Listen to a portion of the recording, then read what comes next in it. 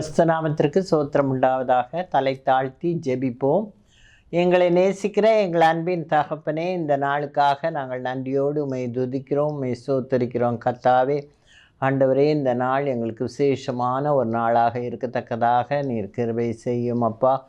ஆண்டவரே, தொடக்கம் முதல் முடிவு வரை யாவரையும் நீர் காத்து கொள்ளும். எந்த விதமான டிஸ்ட்ராக்ஷன்ஸும் ஏற்படாதபடி காத்து கொள்ளும் அப்பா. ஆண்டவரே, பேசுகிறவர்கள் நீங்கள் அல்ல, பிதாவின் ஆவியானவரே உங்களிலிருந்து பேசுகிறார் என்று சொல்லியிருக்கிறீரப்பா.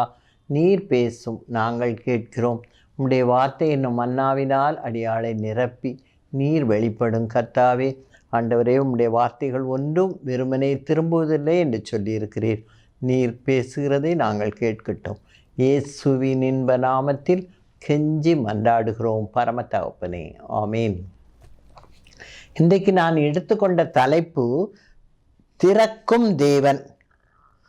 நம்முடைய தேவன் எதையெல்லாம் திறக்கிறார் என்று பார்க்கும்போது, முதலாவது நம்முடைய மனதை திறக்கிற தேவனாக இருக்கிறார். எப்போ திறக்கிறார்னு பார்த்தீங்கன்னா, இயேசுவானவர் உயிரோடு எழுந்த உடனே அவர் என்ன செய்கிறார்? தன்னை உயிருள்ளவராக காண்பிப்பதற்காக தம்முடைய சீஷர்களை தேடி போகிறார். அப்படி போகும்போது எம்மாவூருக்கு 2 சீஷர்கள் சென்றிருந்தார்கள். அப்படி எம்மாவூருக்கு போன 2 சீஷர்களுடைய முகங்களும் ரொம்ப துக்கமாக இருந்துச்சு. நாங்கள் இவரையே நம்பி இருந்தோம், கடைசியில் இவர் இந்த மாதிரி யூத தலைவர்களாலும் பிரதான ஆசாரியர்களாலும் அவர் என்ன செய்யப்பட்டார்? கொல்லப்பட்டார், சிலுவையில் அறையப்பட்டார். அப்புறம் அவரை கல்லறையில் அடக்கம் பண்ணினார்கள் என்று சொல்லி அவர்கள் அதை குறித்து மிகவும் வருத்தத்தோடு பேசி கொண்டு வந்தார்கள். அப்பொழுது இயேசுவானவர் அவர்கள் நடுவிலே தோன்றி அவர் அதை குறித்து வேத வாக்கியங்கள் நிறைவேறத்தக்கதாக அவர் என்ன செய்தார்? சிலுவையில் மரித்தார் என்பதை அவர்களுக்கு விளக்கி கூறிக்கொண்டே வந்தார். அவர்கள் கலங்கி கொண்டே வந்தார்கள். நேரமானவுடனே அவரை தங்கள் வீட்டில் தங்கும்படி சொன்னார்கள். அப்படி தங்கும்போது அவர் என்ன செய்கிறார்?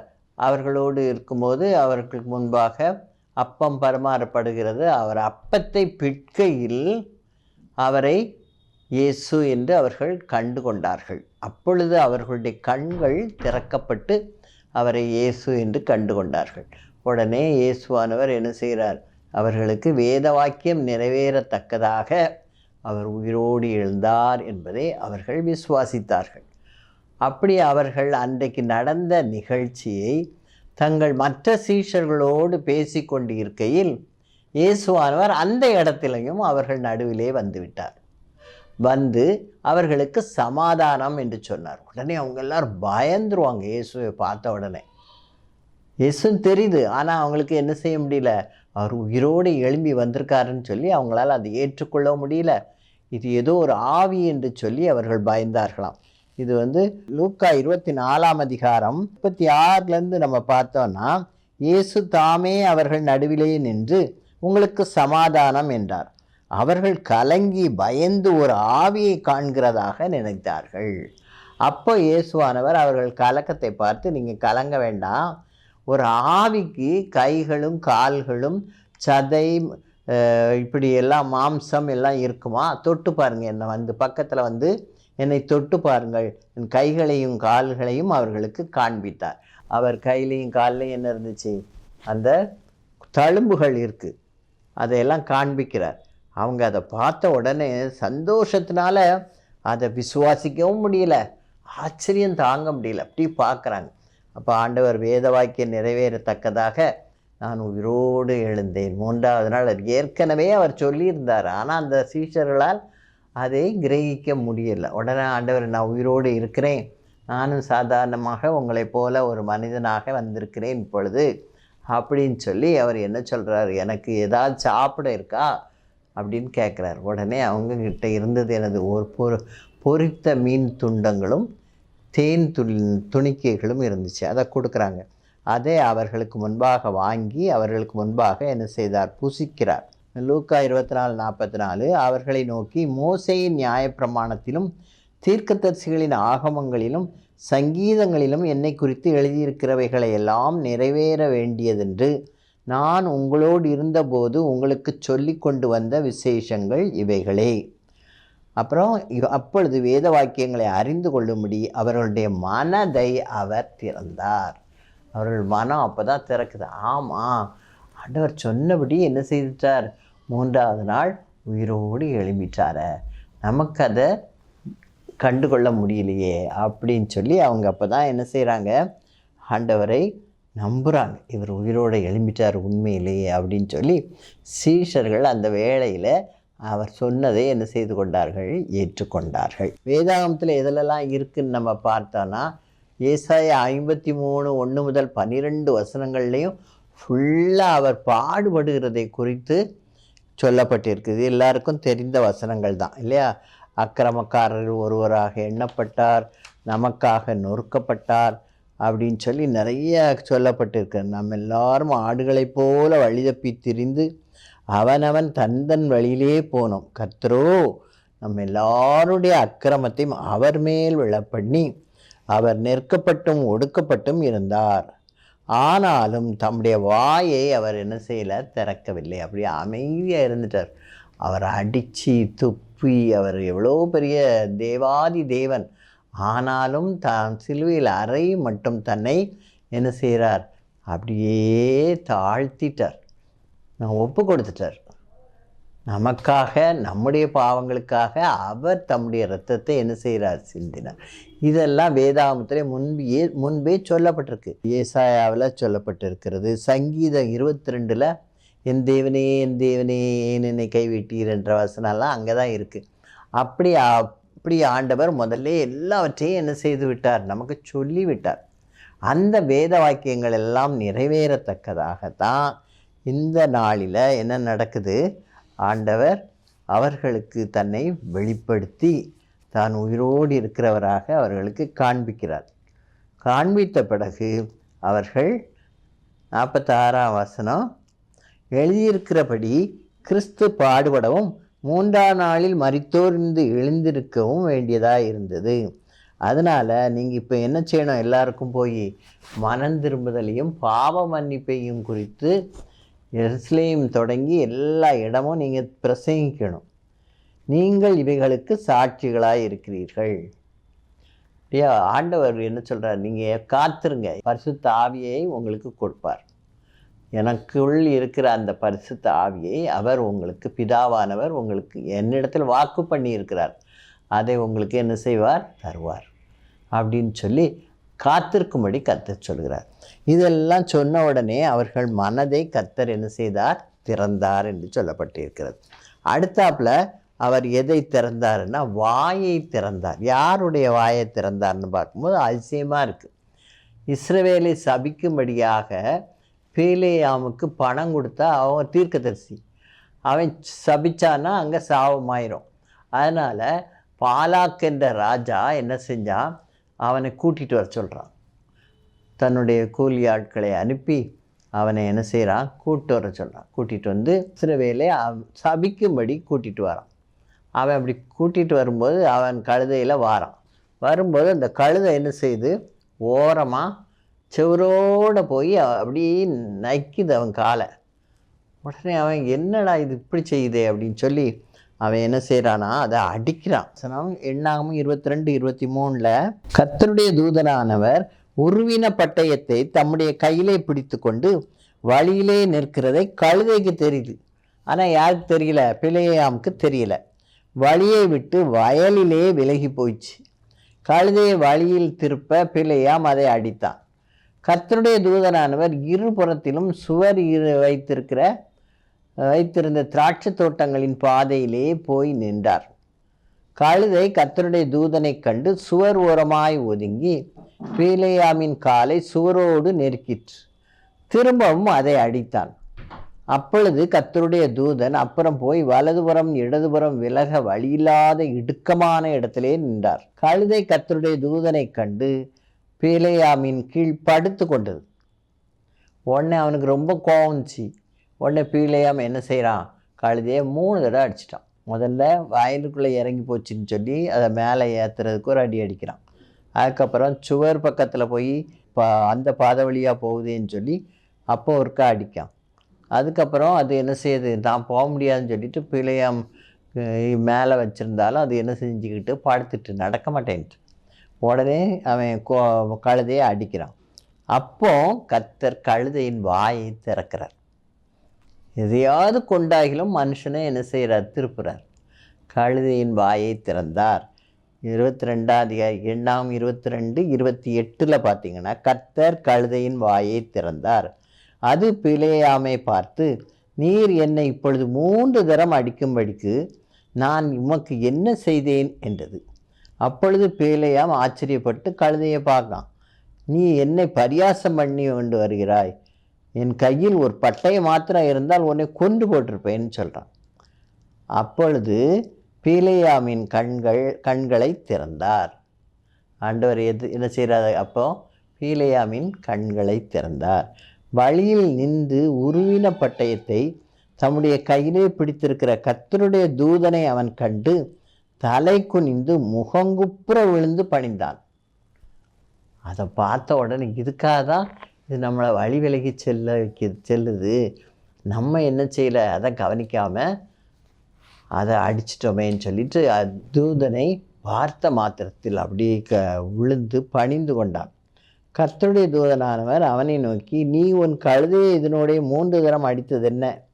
உன் வழி உனக்கு மாறுபாடாக இருக்கிறதுனால் நான் உனக்கு எதிரியாக புறப்பட்டு வந்தேன். உன் வழி சரியில்லை. என்ன வழி? இவன் போய் இஸ்ரவேலை என்ன செய்கிறான்? சபிப்பதற்காக போகிறான். பணம் வாங்கிட்டான், அதனால் சபிக்க போகிறான். அப்போ ஆண்டவர் என்ன சொல்கிறார்? அவன்கிட்ட பேசுகிறார். நான் சொல்வதைத்தான், தீர்க்கதரிசியினுடைய வேலை என்னது? சொல்கிறத சொல்லணும். ஆண்டவர் என்ன சொல்கிறாரோ அதைத்தான் சொல்லணும். நான் உனக்கு வாயிலே என்ன பேசுகிறேனோ அதைத்தான் நீ சொல்லணும். நீயா போய் என்ன செய்யக்கூடாது? சபிக்கக்கூடாது, இஸ்ரவேலை சபிக்கக்கூடாது அப்படின்னு சொல்லி ஆண்டவர் சொல்கிறார். உடனேவன் சரின்னு சொல்லி ஆண்டவர் சொல்ல கேட்டான். கேட்டு பாலாக்குக்கிட்ட, நீ எனக்கு சர்வாங்க தகன பலி ஈடுபடி காளைகளை கொண்டு வா. அப்போ ஆண்டவர் ஏதாவது சபிக்கும்படி சொல்லுவார். அப்போ நான் சபிக்கிறேன்றான். அப்படி ஒவ்வொரு இடமா கூட்டிகிட்டு போய் ஒவ்வொரு இடத்துலையும் அவன் சபிக்கவே மாட்டான், எல்லா இடத்துலையும் ஆசீர்வதிக்க தான் செய்வான். எண்ணாகமம் 24:1 அவன் சொல்கிறான் கடைசியில், இஸ்ரவேலை ஆசீர்வதிப்பதே கர்த்தருக்கு பிரியம் என்று பிலேயாம் கண்ட பிறகு என்ன செய்கிறான்? தன் கண்களை ஏறெடுத்து இஸ்ரவேல் தன் கோத்திரங்களின்படியே பாளையம் இறங்கி இருக்கிறதை பார்த்தான். தேவ ஆவி அவன் மேல் வந்தது. அப்போ அவன் என்ன சொல்கிறான்? கண் திறக்கப்பட்டவன் உரைக்கிற தேவன் அருளும் வார்த்தைகளை கேட்டு சர்வ வல்லவரின் தரிசனத்தை கண்டு தாழ விழும்போது கண் திறக்கப்பட்டது எனக்கு அப்படின்னு சொல்கிறான். யாக்கோபே, உன் கூடாரங்களும் இஸ்ரவேலே உன் வாசஸ்தலங்களும் எவ்வளவு அழகானவைகள்! அவைகள் பரவி போகிற ஆறுகளைப் போலவும் நதியோரத்தில் உள்ள தோட்டங்களைப் போலவும் கர்த்தர் நாட்டின சந்தன மரங்களைப் போலவும் தண்ணீர் அருகே உள்ள கேதுரு விருட்சங்களைப் போலவும் இருக்கிறது அப்படின்னு சொல்லி அதை மேன்மை அடையும்படி தேவன் அவர்களை எகிப்திலிருந்து புறப்பட பண்ணினார் என்று சொல்லி அந்த விதமான ஒரு ஆசீர்வாதத்தை எதுக்கு கொடுக்குறான்? இஸ்ரவேலருக்கு கொடுக்குறான். உடனே ராஜாவுக்கு ரொம்ப கோவம் வந்துட்டு, பாலாக் ராஜாவுக்கு. உடனே அவன் திட்டுறான். ஆனால் இவன் என்ன சொல்லலை? ஆண்டவர் என்னை ஆசீர்வதிக்கும்படி சொன்னதுனால நான் அவர்களை ஆசீர்வதிக்கத்தான் செய்வேன்னு சொல்லி அவன் ஆசீர்வதிக்கிறான். அவன் ஆசீர்வதிக்கும்படி அவன் கண்களை திறந்தது எதுதான்? இந்த கழுதை வாயை திறந்து பேசுது. நீ என்னை ஏன் அடித்த? நான் இவ்வளோ நாள் உன்னை சுமந்துக்கிட்டு போனேனே, ஒரு நாளும் இந்த மாதிரி நடந்ததில்லை. இப்போ உன் கண்களை ஆண்டவர் தான் திறக்கணும்னு சொல்லி திறந்தபோது அவன் தேவதூதனை கண்டான். அப்புறம் ஆண்டவரோட பேசினான். ஆண்டவர் நான் சொல்கிறத தான் நீ சொல்லணும்னு சொல்கிறார் இல்லையா? அப்போ அவன் என்ன சொல்கிறான்? கண் திறக்கப்பட்டது, அவனுடைய கண் திறக்கப்படுகிறது. ஒரு கழுதை மூலமாக ஆண்டவர் பேசுகிறார். அதனால் கழுதை ஆனாலும் கர்த்தர் என்ன செய்கிறார்? அதன் மூலமாக அதன் வாயை திறந்து அதை பேச வைக்கிறார். அதே மாதிரி நம்ம பார்த்தோம்னா யோனா வழி தப்பி போகிறான். வழி தப்பி போகும்போது கடல்லேருந்து தூக்கி போட்ட உடனே ஆண்டவர் என்ன செய்கிறாரு? ஒரு பெரிய மீனுக்கு கட்டளை கொடுக்குறார். அந்த மீன் வாயை பிளந்து அவனை என்ன செய்து கொண்டது? விழுங்கி கொண்டது.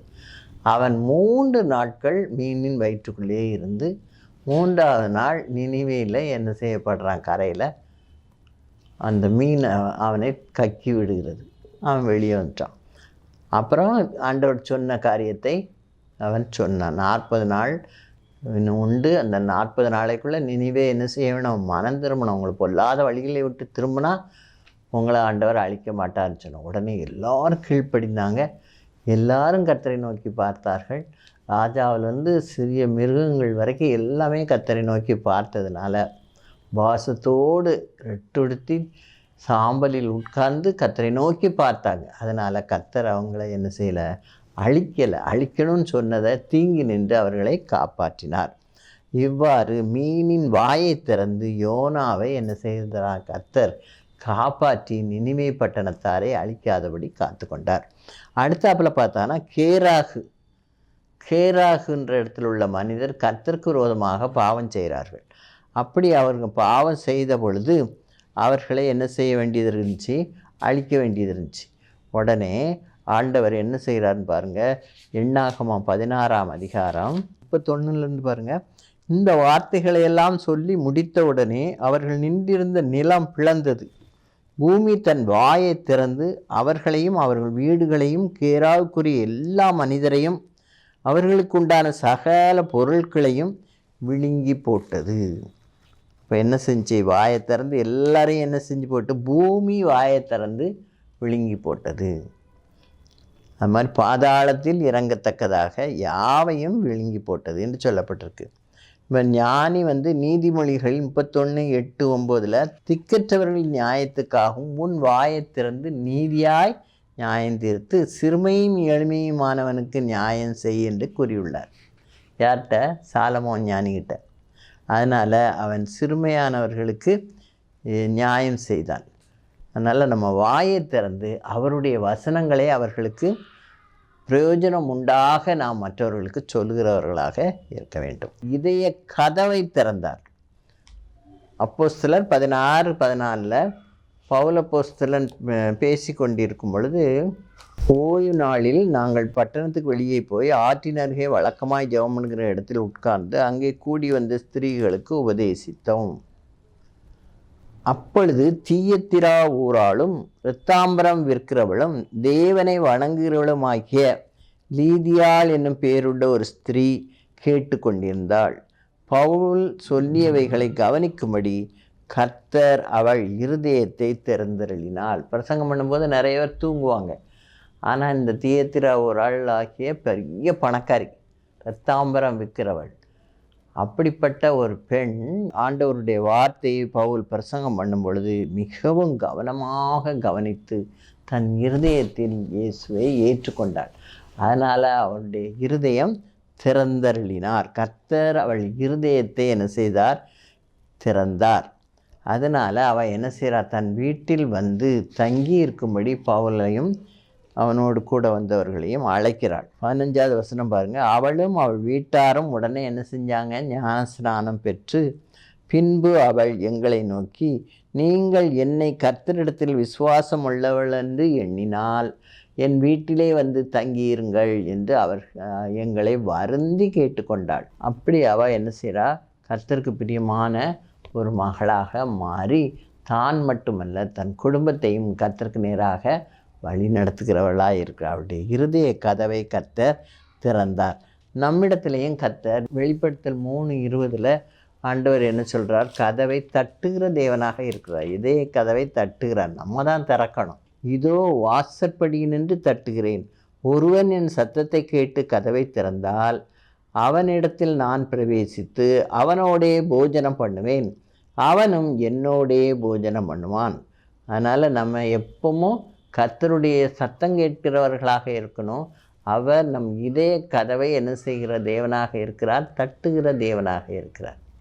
அதனால் நம் இதயம் அவரை ஏற்றுக்கொள்ளும் அளவுக்கு நம் இதயம் திறக்கிறதாக இருக்கணும். அப்படி நம்ம இதய கதவை நாம் திறந்தால் கர்த்தர் உள்ளே பிரவேசித்து நம்மை என்ன செய்வார்? ஆசீர்வதிப்பார். நம்மோடு கூட போஜனம் பண்ணுவார், நம்மை ஆசீர்வதிப்பார். எப்படி லீதியாளின் இருதய கதவை அவர் திறந்ததுனால எல்லாரும் குடும்பமாய் ஞானஸ்நானம் பெற்று கிறிஸ்துவின் மந்தையில் சேர்க்கப்பட்டார்கள். அதுபோல் நாமும் கர்த்தர் வாசற்படியில் நின்று தட்டும் பொழுது, இதய கதவை தட்டும் பொழுது, நாம் திறக்கும் பொழுது அவர் நம்மோடு கூட போஜனம் பண்ணுவார். நாம் அவரை அழைக்கும்போது அவர் கண்டிப்பாக உள்ளே வருவார்.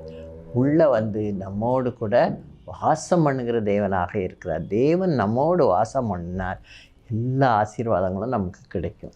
நாம் கிறிஸ்துவை போல மாறுவோம், கிறிஸ்துவின் சிந்தை உடையவர்களாக இருப்போம். அப்படிலாம் இருந்தால் நாம் மேலான ஆசீர்வாதங்களை பெற்றுக்கொள்வோம். 4வது, ஆண்டவர் கண்களை திறந்தார்.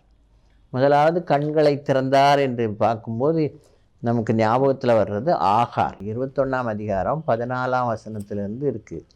21 ஆகார் என்ற அடிமை பெண்ணுக்கு பிறந்த இஸ்மவேலையும் கூட்டி கொண்டு அவள் என்ன செய்கிறா, புருஷன் அவளை தான் வச்சுருக்க முடியும், நீ போ என்ன எங்கள் வீட்டை விட்டுன்னு சொல்லி அவளை அனுப்புகிறான். அப்போது ஒரு துருத்தியில் தண்ணியும் கொஞ்சம் அப்பங்களும் கொடுத்து அவளை அனுப்பிட்டான். இனிமேல் எங்கள் வீட்டுக்கு வராத, நீ போ அப்படின்னு சொல்லி. அவள் ரொம்ப கவலையாக இருக்கும். கவலையோடு என்ன செய்கிறா, அந்த வனாந்தரத்தில் சுற்றி திரியிறா. தண்ணியை கொண்டு வந்த தண்ணீரை குடிச்சிட்டு அது கொஞ்ச நேரத்தில் காலி ஆயிடும். வனாந்தரம் வெயிலாக இருக்கும் இல்லையா, அந்த இடத்துல ரொம்ப தாகத்தோடு திரிவாங்க தாயும் மகனும். அப்போது பிள்ளை ரொம்ப அழுத உடனே என்ன செய்கிறான், பிள்ளை சாகிறத நான் பார்க்க விரும்பலை என்று சொல்லி பிள்ளையே என்ன செய்கிறா, ஒரு செடியின் கீழே விட்டு பிள்ளை சாகிறதை நான் பார்க்க மாட்டேன் என்று சொல்லி அம்பு பாயிற திசைக்கு நேராக போய் உட்கார்ந்து அழுதாளாம். அப்பொழுது தேவதூதன் வானத்திலிருந்து ஆகாரை என்ன செய்கிறார், கூப்பிடுறார். நீங்கள் பார்த்தீங்கன்னா 21ஆம் அதிகாரம் 17ஆவது வசனத்தில் ஆண்டவர் கூப்பிட்றார் பாருங்கள். ஆகாரே, உனக்கு என்ன சம்பவித்தது, ஏன் பயப்படுற? பிள்ளை இருக்கும் இடத்தில் தேவன் அவன் சத்தத்தை கேட்டார். நீ எழுந்து பிள்ளையை எடுத்து அவனை உன் கையிலே பிடித்து கொண்டு போ, அவனை பெரிய ஜாதியாக்குவேன் என்று ஒரு ஆசீர்வாதத்தை கொடுக்கிறார் ஆண்டவர்.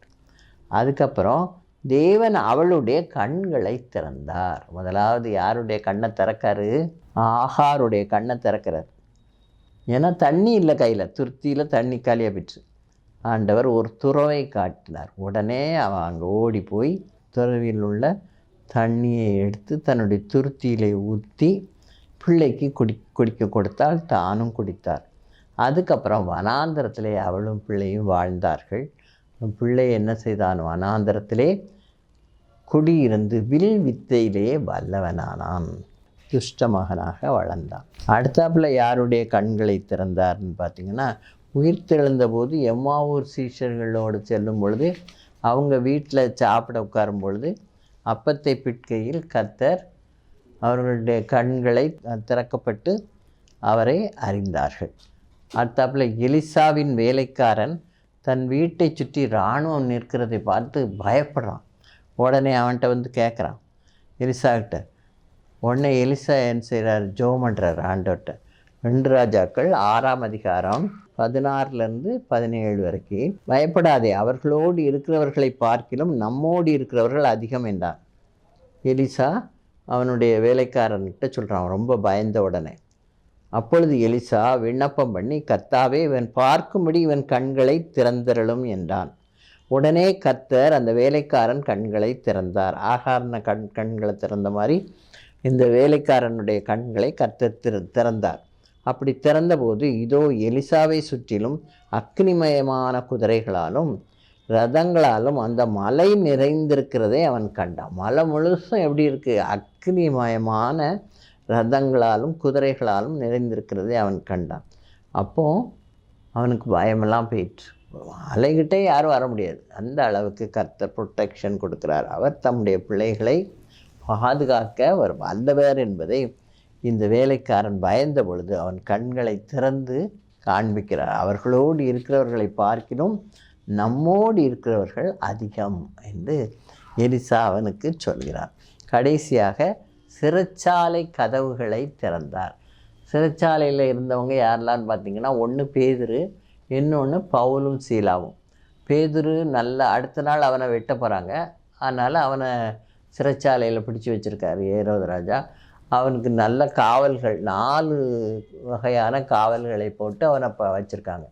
அவன் அந்த காவலாளிகள் நடுவில் அவன் என்ன செய்து கொண்டிருக்கிறான், தூங்கி கொண்டிருக்கிறான். இது அப்போஸ்தலர் 12ஆம் அதிகாரம் 4-17 வசனங்களில் சொல்லப்பட்டிருக்கிறது. 12:4-17 வசனங்களில் சொல்லப்பட்டிருக்கு. அப்போ சபையார் என்ன செஞ்சாங்க, ஊக்கமாக ஜெபித்தார்களாம். அவனை சிறையில் பிடிச்சு வச்சுருக்காங்கன்றது கேள்விப்பட்ட உடனே சபையார் அவனுக்காக என்ன செய்தார்கள், ஊக்கமாய் ஜெபம் பண்ணினார்கள். அந்த ஜெபத்தை கேட்டு ஆண்டவர் என்ன செய்கிறார், தூதனை உள்ள அனுப்புகிறார். அவன் சிறைச்சாலையில் படுத்திருக்கிற இடத்துல அங்கே வெளிச்சம் பிரகாசித்தது. அப்புறம் அவன் அதில் நல்லா தூங்கிக்கிட்டு இருக்கான். அவனை தட்டி எழுப்புறார். எழுப்பி உன்னுடைய சால்வையை போர்த்துக்கொள், பாதரட்சியை அணிந்து கொள்ளணுன்னு அவன் ஏதோ சொப்பனம் காட்டுற மாதிரி நினச்சி என்ன செஞ்சான், அந்த தேவதூதன் பின்னாலேயே போகிறான். அவனுக்கு ஒன்றும் தெரியல. 4 காவல்கள் இருக்குது. 4 காவல்களையும் தாண்டி அவன் போயிட்டான். அவங்களுக்கு தெரியவே இல்லை. அப்புறம் அவன் போய் நேராக தனக்காக ஜெபம் பண்ணுற இடத்துல போய் அந்த வீட்டில் போய் கதவை தட்டான். உடனே அவங்க எல்லாரும் ஆச்சரியப்படுறாங்க. அப்போ பேதுரு, எப்படி ஆண்டவர் என்னை வழிநடத்தி அந்த சிறைச்சாலையிலேருந்து காப்பாற்றி வந்திருக்கா, இனிமேல் நான் இங்கே இருந்தேன்னா என்னை பழையபடி கொன்று போட்டுருவாங்க. அதனால் அவன் என்ன செய்கிறான், வேறு நாட்டுக்கு போய்விட்டான் என்று சொல்லப்பட்டிருக்கு. அப்போ பேதுரு இவ்வாறு என்ன செய்யப்பட்டான், சிறைச்சாலையிலேருந்து காக்கப்பட்டான். இன்னொன்று யாருன்னா பவுலும் சீலாவும். அவங்க 2 பேரும் இப்படி ஊழியம் செய்கிறாங்க, இயேசுவை பற்றி அதிகமாக சொல்கிறாங்கன்னு சொன்னோடனே அங்கே உள்ள மக்களுக்கு, யூதர்களுக்கு பிடிக்கல. அவங்க என்ன செய்கிறாங்க, அவனை பிடிச்சி சிறைச்சாலையில் அடைத்து போட்டார்கள். 16ஆம் அதிகாரம். பவுலும் சீலாவும் கைதட்டி கர்த்தரை துதித்து பாடினார்களாம். இது நடுராத்திரியில். காலெல்லாம் எதில் மாட்டியிருக்கு, மரத்தில் மாட்டி வைத்தார்கள், தொழு மரத்தில் மாட்டி வைத்திருக்கிறார்கள். அப்படிப்பட்ட நிலையில் அவன் கர்த்தரை துதித்து பாடினான். பாடின உடனே சிறைச்சாலையின் கதவுகள், அவங்க கையில் இருந்த சங்கிலிகள் எல்லாம் என்ன செஞ்சு விட்டு, விலங்கெல்லாம் தெரித்து விழுந்து விட்டது. எல்லா கைதிகளுடைய இதுவும் உடைந்து விடுச்சு. உடனே காவல்காரனுக்கு, சிறைச்சாலைக்காரனுக்கு ஒரே பயமாயிற்று. அவன் ஓடி போய் தன்னை வெட்ட போகிறான். அப்போ பவுல் என்ன சொல்கிறான், நீ உனக்கு கெடுதி ஒன்றும் செய்யாதே, நாங்கள் எல்லோரும் இங்கே தான் இருக்கோம் அப்படின்னு சொன்ன உடனே இவன் என்ன செய்கிறான், உடனே காலில் விழுந்துருவான். விழுந்து எப்படி கேட்குறான்னு பாருங்கள், ஆண்டவமாரே ரட்சிக்கப்படுவதற்கு நான் என்ன செய்ய வேண்டும்னு ஆண்டவமாரே நான் ரட்சிக்கப்படுவதற்கு அவங்க ஒன்றும் பிரசங்கம் பண்ணல, ஒன்றும் பண்ணலை, பாட்டு பாடினாங்க. அந்த பாட்டின் சத்தமும் துதியின் சத்தத்தினால அந்த சிறைச்சாலையின் கதவுகள் ஆடி அந்த எல்லா நிகழ்ச்சிகளும் நடந்துச்சு. எல்லாரும் ஆச்சரியப்பட்டுக்கிட்டு இருக்கும்போது தான் இந்த சிறைச்சாலைக்காரனை கர்த்தர் என்ன செய்தார், ரட்சித்தார். ஆண்டவமாரே ரட்சிக்கப்படுவதற்கு நான் என்ன செய்ய வேண்டும் என்று கேட்கான். பவுலும் சீலாவும் என்ன சொல்கிறாங்க, கர்த்தராய் 31வது வசனம் 16:31, கர்த்தராகிய இயேசு கிறிஸ்துவை விசுவாசி, அப்பொழுது நீயும் உன் வீட்டாரும் ரட்சிக்கப்படுவீர்கள் என்று சொல்லி அவனுக்கும் அவன் வீட்டிலிருந்த யாவருக்கும் கர்த்தருடைய வசனத்தை போதித்தான். அவர்கள் போதித்த உடனே அந்த ராத்திரியிலே அவர்களை அழைத்து கொண்டு போய் அவர்களுடைய காயங்களை கழுவினான். அவனும் அவனுடையவர்கள் அனைவரும் உடனே ஞானஸ்நானம் பெற்றார்கள். எல்லாரும் கிறிஸ்துவை ஏற்றுக்கொண்டார்கள். இப்போ சிறைச்சாலையிலிருந்து அந்த கதவை திறந்ததுனால என்ன பெரிய அற்புதம் நடந்துச்சு. இந்த சிறைச்சாலைக்காரனுடைய குடும்பம் முழுவதும் இயேசுவை சொந்த இரட்சகராக ஏற்றுக்கொண்டார்கள். பேதுருவை சிறைச்சாலையில் வைத்திருக்கும் போது, அவனுடைய சகோதரன் யாக்கோபை சிறைச்சாலையில் வச்சுருக்கும் போது யாரும் ரொம்ப ஜெபம் பண்ணலை. ஆனால் பேதுருவை வைத்த உடனே ஐயோ இவனையும் கொண்டு போட்டுருவாங்கன்னு சொல்லி தான் என்ன செஞ்சாங்க, ஊக்கமாக ஜெபிக்கிறாங்க சபையார். சபையாரின் ஜெபத்திற்கு ஆண்டவர் பதில் கொடுக்கிறார். அதனால் நம்ம ஊக்கமாய் ஒருமனப்பட்டு ஜெபிக்கும் பொழுது கர்த்தர் அந்த இடத்தில் பெரிய அற்புதங்களை செய்து சிறைச்சாலை கதவுகளை என்ன செய்கிறார், திறக்கிறார். இப்போ 5 விதமான திறந்த காரியங்களை பார்த்தோம். இதெல்லாம் கர்த்தர் திறந்திருக்கிறார் என்று பார்த்தால், முதலாவது மனதை திறக்கிறார். வேத வாக்கியங்கள் நிறைவேறத்தக்கதாக கிறிஸ்து மனிதருக்காக பாடுபட்டு தம்முடைய இரத்தத்தை சிந்தி, அதற்கப்புறம் அவர் என்ன செய்கிறார், அந்த மக்களுக்கு தன்னை உயிருள்ளவராக காண்பிக்கிறார். காண்பிக்கும்போது வேத வாக்கியங்கள் நிறைவேறத்தக்கதாக இந்த செய்தி இதெல்லாம் நிறைவேறுது என்பதை சொல்லும் பொழுது அவர்கள் மனதை கர்த்தர் என்ன செய்தார், திறந்தார். 2வது வாயை திறந்தார். யாருடைய வாயை, கழுதையின் வாயை, பிவேயாம் உடைய கழுதை வாயை திறந்து, நான் இனிமேல் போக முடியாது, நீ என்னை ஏன் அடிக்க அப்படின்னு சொல்லி அது கேட்கும்படியான அவருக்கு இதை செய்கிறார். என்னடா கழுதை பேசுதே அப்படின்னு சொல்லி பார்க்கும்போது அவனுக்கு முன்னால் அவன் கண் திறந்து அவன் பார்க்குறான். அங்கே என்ன இருக்குது, ஒரு தேவதூதன் உருவின பட்டயத்தோடு நிற்கிறான். உடனே அவன் கீழே விழுந்து பணிந்து கொண்டான். உடனே அவன் என்ன சொல்கிறான், நீ போகிற வழி தவறு. அப்படி வழி தப்பி செல்லும் பொழுது கர்த்தர் தம்முடைய பிள்ளைகளை என்ன செய்கிறார், எப்படியாவது மாற்றி நான் சொல்வதைத்தான் நீ சொல்லணும் அப்படின்னு சொல்லி ஆண்டவர் பீலேயாமை எச்சரிக்கிறார். அப்போ பீலேயாம் என்ன பணம் வாங்கினாலும் இஸ்ரவேலை ஆசீர்வதிப்பதே கர்த்தருக்கு பிரியம் என்று சொல்லிட்டான். அதனால் அவனை ராஜா ரொம்ப கோவப்பட்டு அனுப்பிவிட்டார். அப்புறம் யோனாவை தூக்கி கடலில் போடும்போது மீன் வாயை திறக்க வச்சார். கேராகு புத்திரர் கர்த்தருக்கு விரோதமாக பேசினதுனால பூமி தன் வாயை பிளந்து அவர்களை விழுங்கிற்று. அதனால் கர்த்தர் இந்த மாதிரி திறக்க செய்து சில அற்புதங்களை செய்கிறார். அப்புறம் பவுல் அப்போஸ்தலன் பிரசங்கம் பண்ணும் பொழுது நீதியாளின் இருதயத்தை கர்த்தர் திறந்தார். அதனால் அவளும் அவள் குடும்பமும் இயேசுவை ஏற்றுக்கொண்டார்கள், ஞானஸ்நானம் பெற்றார்கள், கிறிஸ்துவுக்கு சாட்சிகளாக இருந்தார்கள். பவுல் அப்போஸ்தலனும் அவனோடு சேர்ந்தவர்களும் அவன் வீட்டில் போய் போஜனம் பண்ணும்படி அவள் என்ன செய்தார், தன் வீட்டு கதவை திறந்து அவர்களுக்கு தங்கும்படி உதவி செய்தார். அப்புறம் கண்களை திறந்தார். ஆகாரின் கண்களை திறந்தார். தண்ணி இருக்கிற இடத்த அவளுக்கு காண்பிக்கிறார். அதுக்கப்புறம் பீலேயாமை உணர்த்த அவனுடைய கண்ணை திறந்து இந்த மாதிரி போகிற வழி தப்பு அப்படின்னு சொல்லி தேவதூதன் நிற்பதை காண்பித்து அதனால தான் அவன் கழுதை என்ன செய்யுது, வழி தள்ளி போகிறது அப்படின்றத அவனுக்கு காண்பிக்கிறார். அப்புறம் உயிர்த்தெழுந்த இயேசுவை அறியாதிருந்த எம்மாவூர் சீஷர்களுக்கு அவர் தம்மை உயிருள்ளவராக காண்பித்தார். சீஷர்கள் நடுவிலே போய் என்னை தொட்டு பாருங்கள், ஆவிக்கு இப்படி மாமிசமும் இரத்தமும் இருக்குமா பாரு அப்படின்னு சொல்லி ஆண்டவர் தம்மை காண்பித்ததுனால அவங்க எல்லாரும் ஆமாம் ஆமான்னு சொல்லி ஆச்சரியப்பட்டார்கள். அப்படி அவர் கண்களை திறந்தார். அதே மாதிரி எலிசாவின் வேலைக்காரன் தன்னை சுற்றி ராஜா ஆட்களை அனுப்பியிருக்காரே, போர் வீரர்கள் நிற்கிறார்களேன்னு பயப்படும் போது எலிசாவை சுற்றி ரதங்களும் குதிரை வீரர்களும் அக்னிமயமான குதிரை வீரர்களையும் அவன் பார்க்கும்போது அவர்களோடு இருப்பவர்களை காட்டிலும் நம்மோடு இருப்பவர்கள் அதிகம் என்பதை அவன் பார்க்கும்படி அவன் கண்களை கர்த்தர் திறந்தார். இவ்வாறு கர்த்தர் கண்களை திறக்கிற தேவனாக இருக்கிறார்.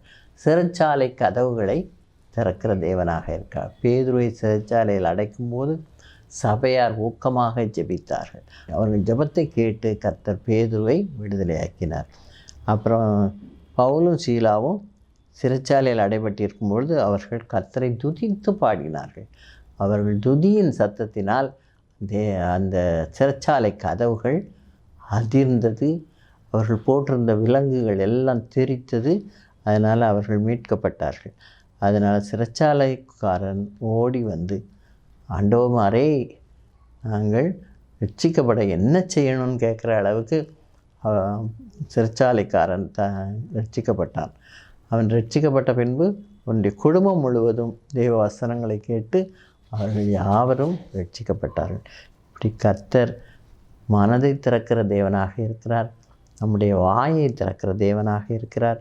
இதய கதவை நீதியாளின் இதயத்தை திறந்தது போல நம்முடைய இருதயத்தை நாம் தட்டுகிற சத்தம் கேட்டு திறந்தால் அவர் உள்ளே வந்து போஜனம் பண்ணி நம்மோடு கூட போஜனம் பண்ணுகிற தேவனாக இருக்கிறார். அப்புறம் கண்களை திறக்கிற தேவனாக இருக்கிறார். நம் கண்கள் வேறு எங்கேயும் போய் தெரியாதபடி கர்த்தரை நோக்கி பார்க்கவும் அவர் நம்முடைய கண்களை திறந்து நமக்கு என்ன தேவையோ அதை தருகிற தேவனாக இருக்கிறார்.